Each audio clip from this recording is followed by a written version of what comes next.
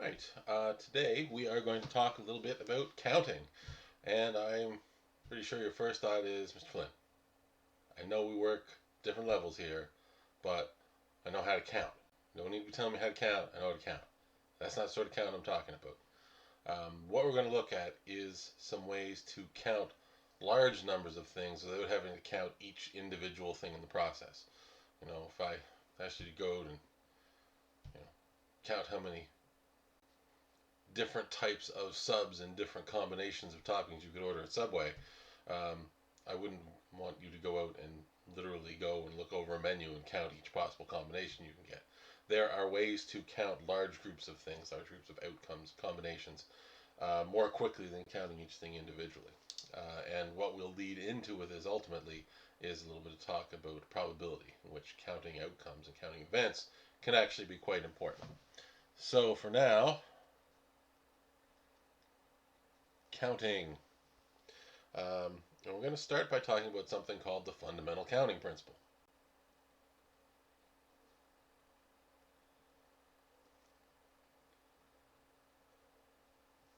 Which is a fancy expression for something which will probably seem pretty straightforward when you see it, or at least when you use it a little bit. And this is a description off of page 230 from your textbook, but I don't really know why I stuck that in brackets. Says that if there are A ways to perform one task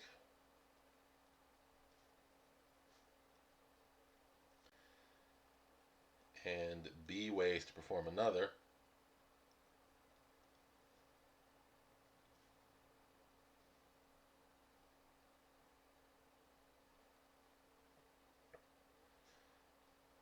then there are A times B ways to perform both tasks. And we'll work through a few examples with this, and I'll introduce a couple of other techniques that get used to count things up along the way.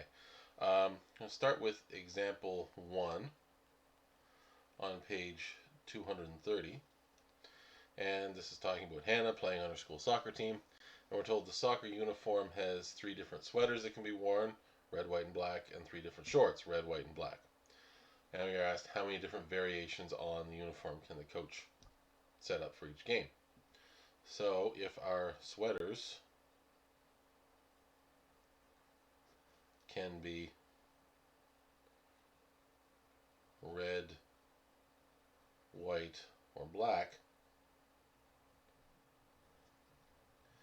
and the shorts can be red, white, or black, then this tree diagram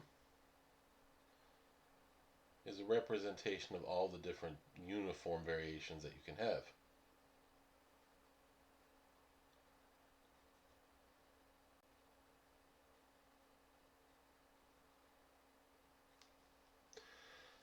So, red sweater, red shorts, red sweater, white shorts, red sweater, black shorts, and so on. So this thing is what we call a tree diagram. And it can be kind of helpful for situations where you've got not a large number of possible variations. If you start to get more and more variations, your tree diagrams can get quite big and awkward and bulky. So we could just flat out count this. I've got red and red, red and white, red and black, white and red, white and white, white and black, black and red, black and white, black and black, which leaves me with 1, 2, 3, 4, 5, 6, 7, 8, 9 possible variations on this uniform. In a tree diagram, each sort of ending branch represents one entire variation or one entire outcome. So from that, you say there are 9 variations of the uniform. Now, by the fundamental counting principle, we could actually do this a bit quicker. Now, I'll probably just keep referring that to as FCP because it's quicker. Now, the fundamental counting principle, there are 3 types of sweater. I should say 3 colors, I suppose. And the and is an important word there because it means both events are happening. And 3 types of shorts. Therefore, there are 3 times 3 variations of sweater and shorts. 9 variations.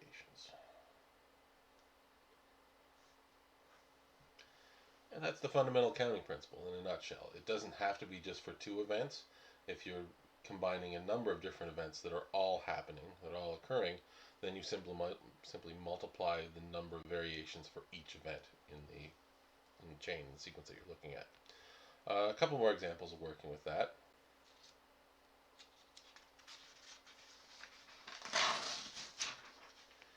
Next is example 2 from page 231.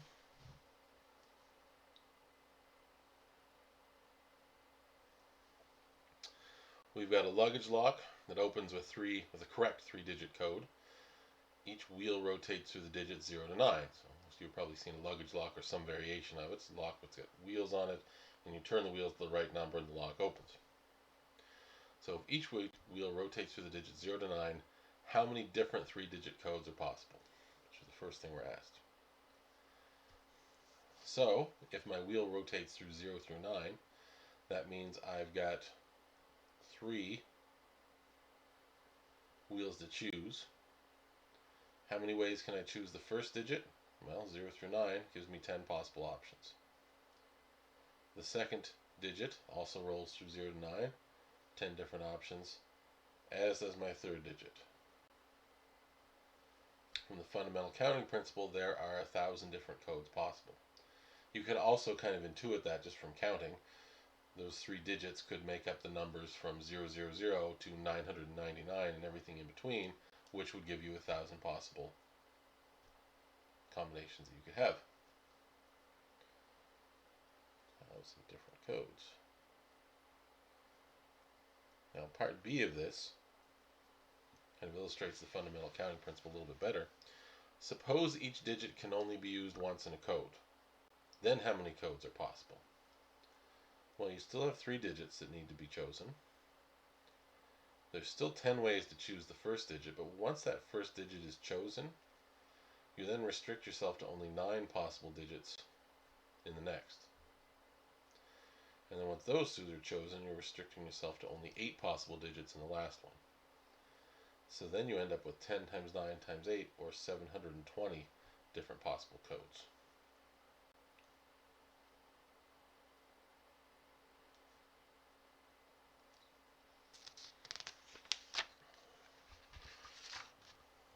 Now, not every counting situation you'll be able to use the fundamental counting principle directly. Example 3 in your textbook, page 232, has us dealing with a standard deck of cards. I'm not going to draw out the entire deck of cards, but it is shown on page 232 for any of you not familiar with a deck of playing cards. And you're asked to figure out, in the first case, number of ways to draw a black face card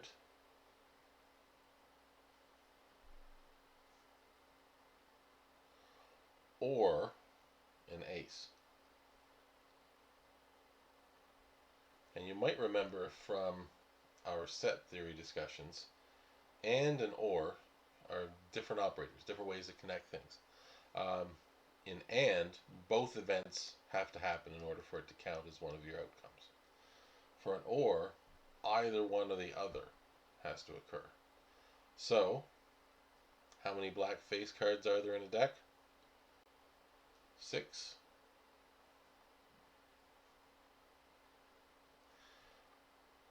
And there's 4 aces.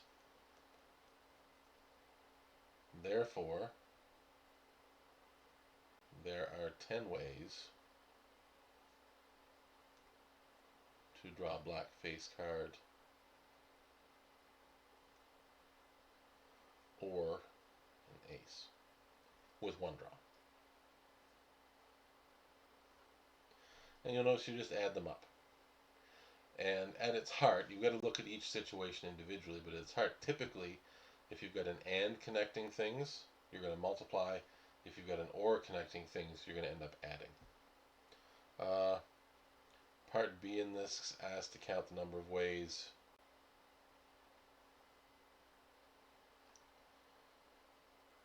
to draw either a red card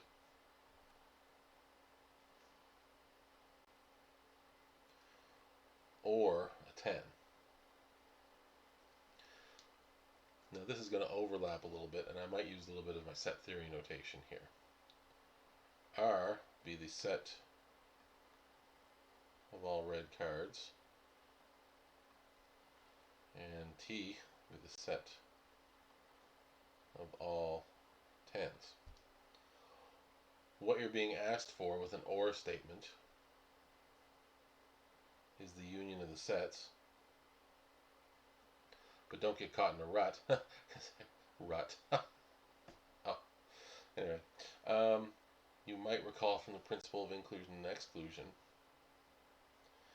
that the number of elements in the union of these two sets, red cards or 10s, is the number in the red cards plus the number in the 10s minus the number in the intersection. Because those ones would be double counted. How many red cards are in a set? 26, or half the deck. How many 10s are in a deck? There's 4. But the important thing, and why we use this principle of inclusion and exclusion here, is that of these 4 10s, 2 of them are also red cards. So if I just add these two numbers up, I'm double counting those red 10s. So the number in the union of the sets is 26 plus 4 minus the 2 cards that are both red and 10. That works out to 28, so there's 28 ways to draw the desired cards.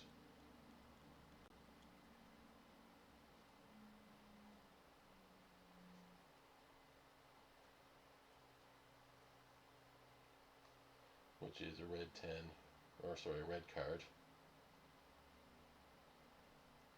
or a 10.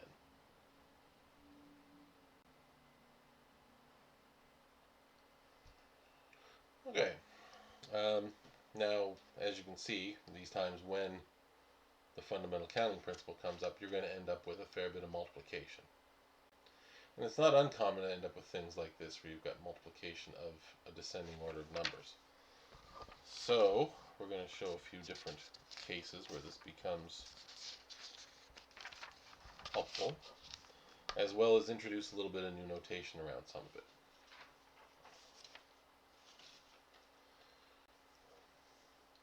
So I'm going to mention a couple of things in this next section. One is the difference between combinations and permutations, and what they are.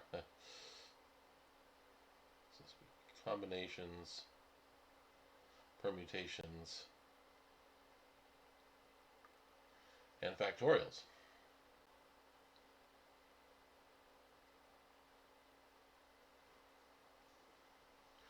First out, we're going to talk about what combinations and permutations are. We're going to work more with permutations to start with, but we should be aware that the two are out there and the difference between them. So a combination is a set of elements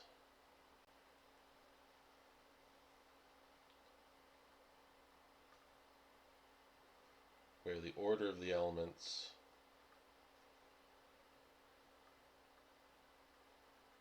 is irrelevant.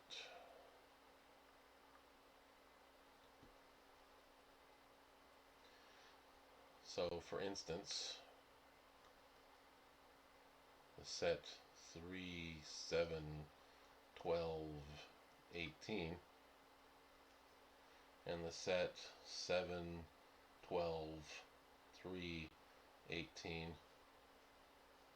are equal to each other. Same combination of numbers in this case.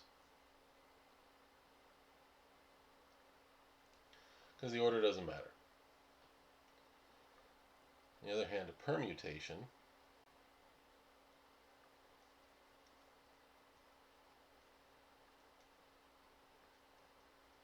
is a set of elements where the order of the elements matters.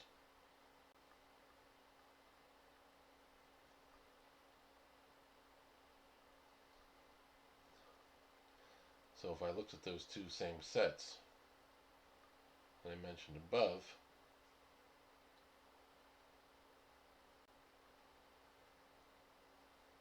I would say these are different permutations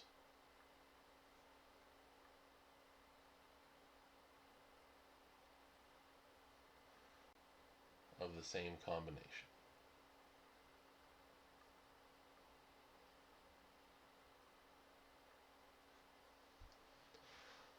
So ultimately, that is the difference between combination and permutation. The way I tend to think about it is your combination lock is a lie. If you think about the combination on your combination lock, it's 3 digits that have to be in a certain order. If the combination for your combination lock is 6, 18, 24, then you've got to put the numbers in the order 6, 18, 24.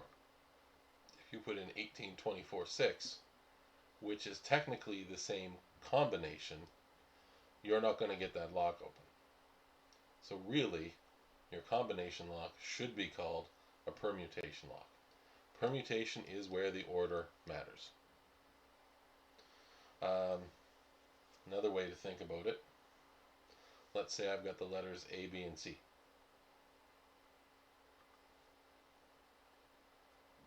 I can rearrange those letters as A, B, C, B, A, C, A, C, B, B, C, A, C, A, B, and C, B, A. I would call this 6 permutations of the same combination.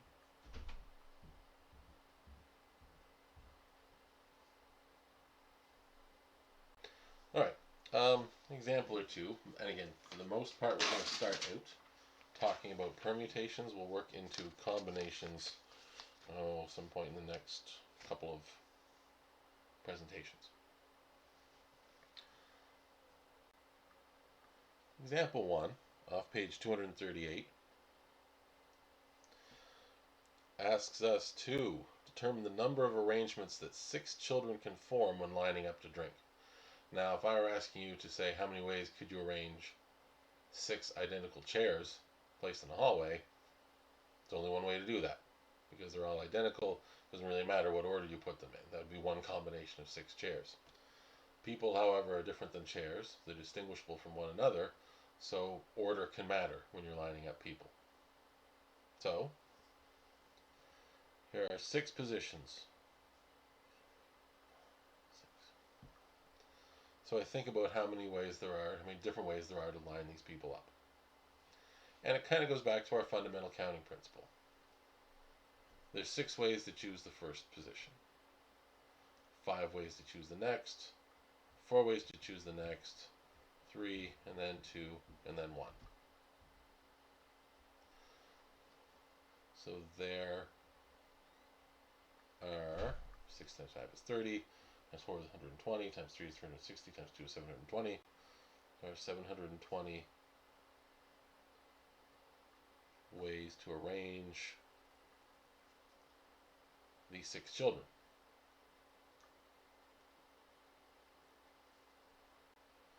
Or in other words, 720 permutations.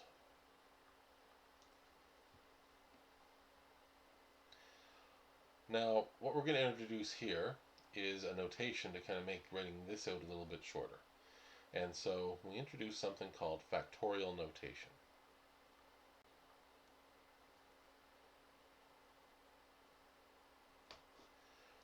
And it's actually introduced with an exclamation point.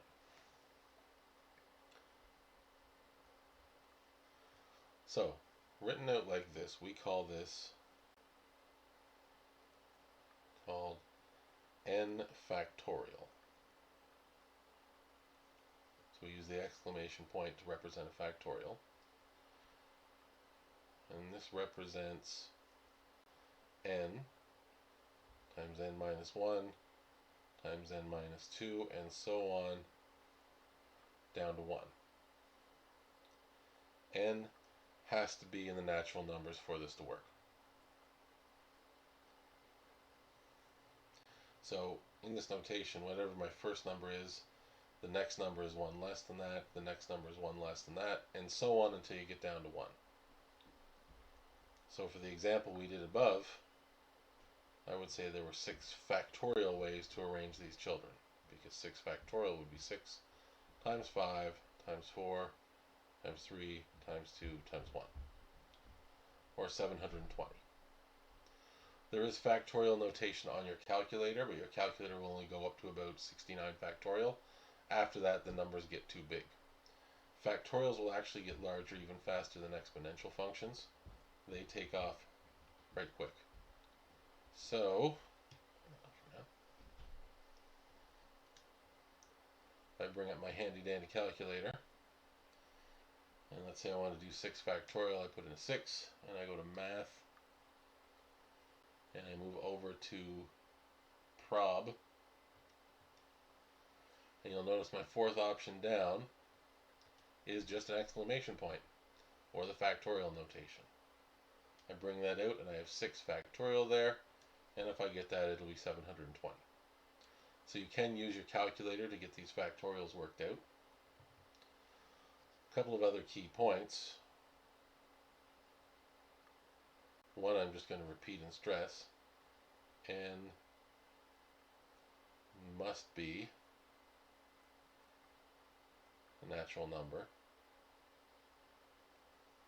N factorial does not work if n is a decimal or a negative number or an irrational number or anything like that. And we define 0 factorial to equal 1. There are reasons for this that I'm not going to dig into a whole lot right now, but 0 factorial is defined to be equal to 1. Everything else works as we've shown up here. Now the rest, I'm just going to give a few examples of working with this factorial notation, and then you'll have a few things to practice. So this is example 2 from page 240.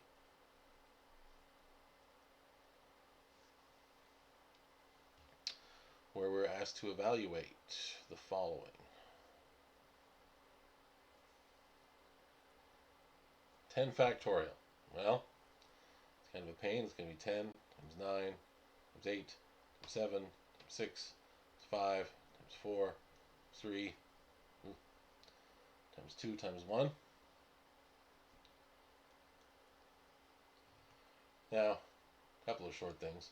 I did 6 factorial before and got 720. So 720 times 7 times 8 times 9 times 10. Yeah, notice how big it gets. 3,628,800. Or I could have gone 10, math, prob, factorial. You get 10 factorial, which is the same number. Now in B, you start to get introduced to something where there are some tricks about working with factorials that can make your life a little bit easier. 12 factorial over 9 factorial times 3 factorial. So it looks like, if you were to just do this out by hand, you'd have to do 12 times 11 times 10 times 9 times blah, blah, blah, blah, blah.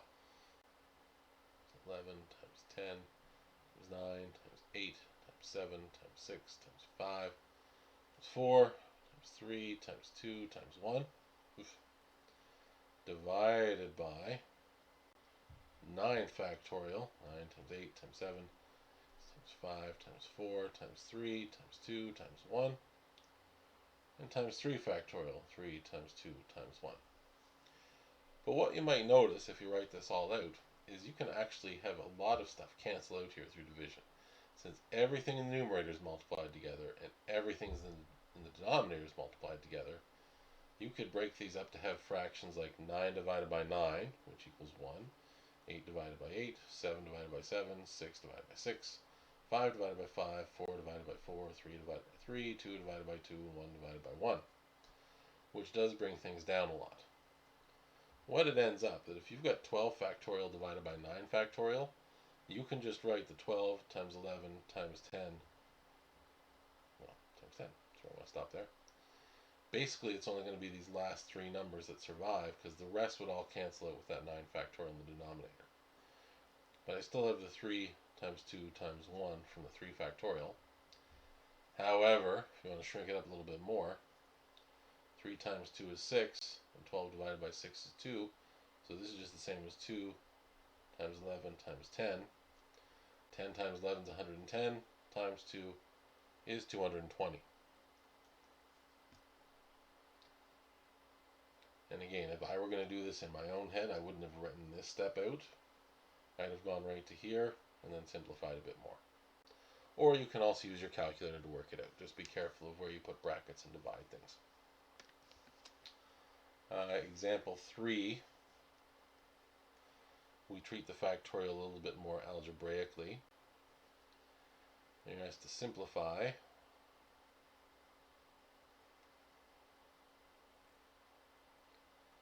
A shows n plus 3 times n plus 2 factorial. So the factorial is only on this part. So it's n plus 3 times n plus 2 factorial.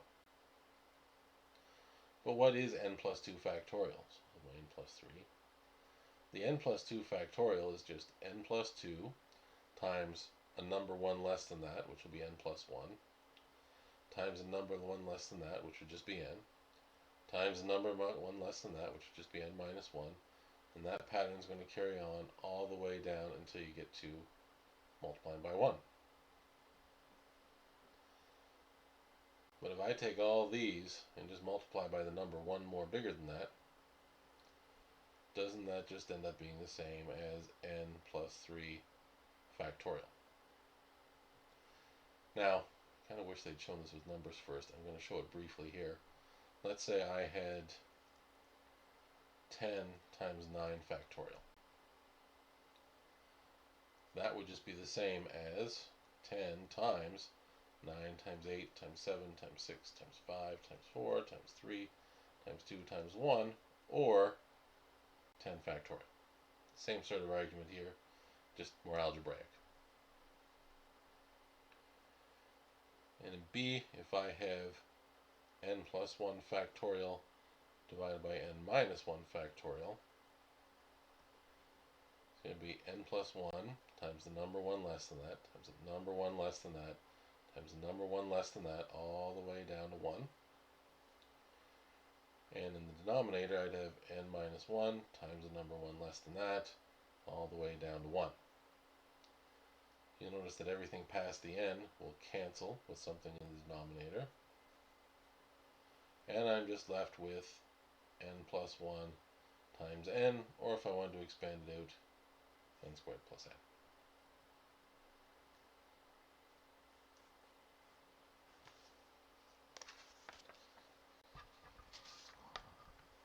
One last example of working with factorials. I'm going to use the paper anyway. I might as well just put it on the other side. So example 4.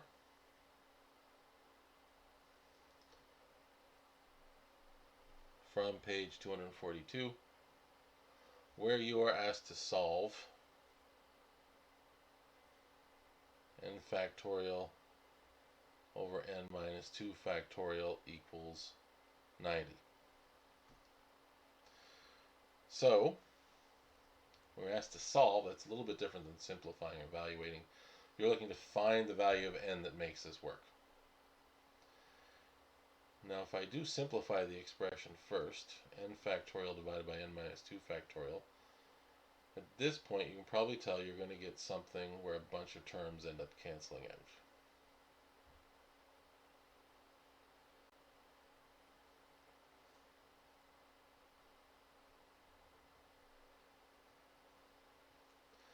There's going to be n minus 2's to cancel out, there'd be n minus 3's to cancel out, everything down to 1 would cancel out. And all that this expression turns out to be equal to is n times n minus 1. So ultimately what you're trying to solve is n times n minus 1 equals 90. There's two different ways you can go about this. One, I have n squared minus n equals 90, n squared minus n minus 90 equals 0, and I've got a quadratic to solve. If I look for two numbers that multiply out to negative 90 and add up to negative 1, I'd have n minus 10 times n plus 9 equals 0, or n equals 10 or negative 9.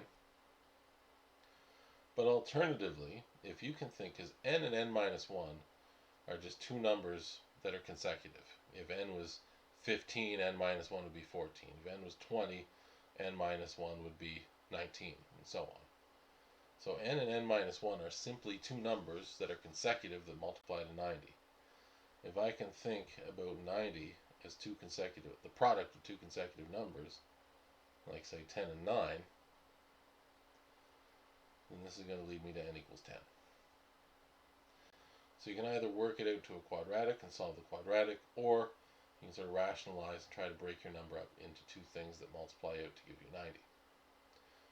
The minus 9 that came out of this is extraneous. It can't be a solution because I can't take the factorial of a negative number. So your solution is n equals 10. Alright, in the next presentation we'll get a little bit more into applying this factorial notation into counting large groups of permutations of different things. Okay, that's all I have for now. There'll be some work posted with this in the Google Classroom. Thanks for watching, everybody.